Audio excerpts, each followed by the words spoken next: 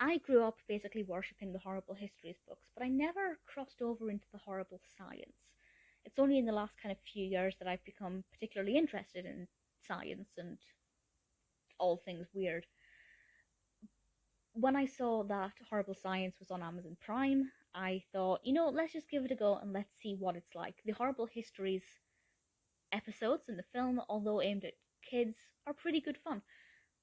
I watched the first episode, and that's all I've watched. And there's a reason why that's the only one I've watched. And I will say, for me, it's because the humor is very juvenile compared to Horrible Histories. With the Horrible Histories, it's silly, but it's kind of ironic, often tongue in cheek, kind of eye rolling. But with this one, at least this particular episode, I feel like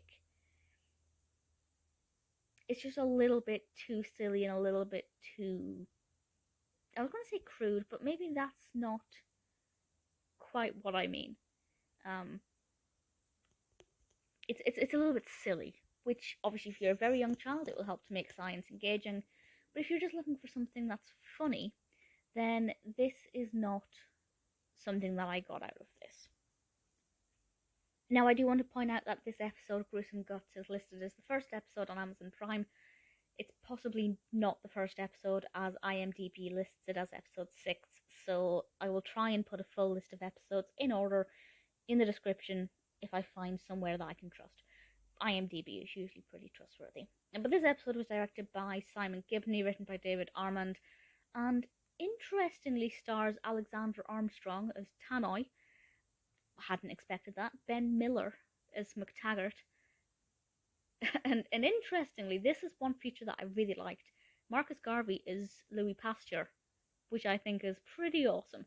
That's kind of the horrible history element, though, bringing in a fictitious representation of a scientist from the past and showing us his mannerisms, his behavior, his attitudes, and how he helped in the past to shape medicine as we know it today.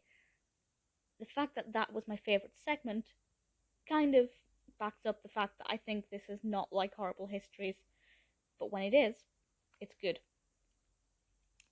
One of the protagonists in this, Mark, played by Chris Martin, has a really bad stomachache, and it's basically very apparent that he has a very bad diet.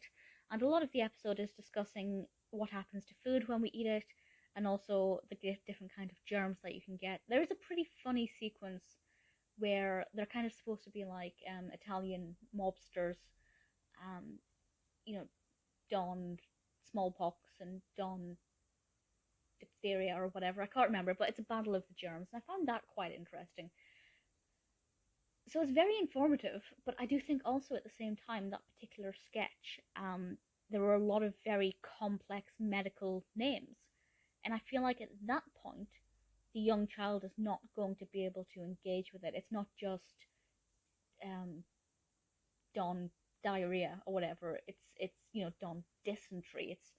It's words that they're not going to necessarily be able to digest, and some some very complicated medical terms or some more complex terms trying to get my words out there.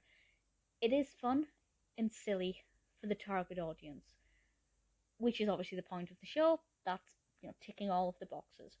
Very well represented information. With regards to how it compares to Horrible Histories, I feel like the Horrible History episodes are brilliant for all ages if you like history.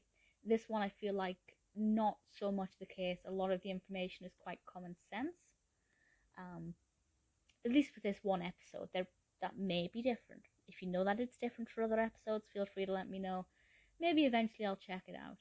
I didn't mind checking it out. It was fun enough and quite surprising. But unlike Horrible Histories, it's not something that I will ever consciously watch again.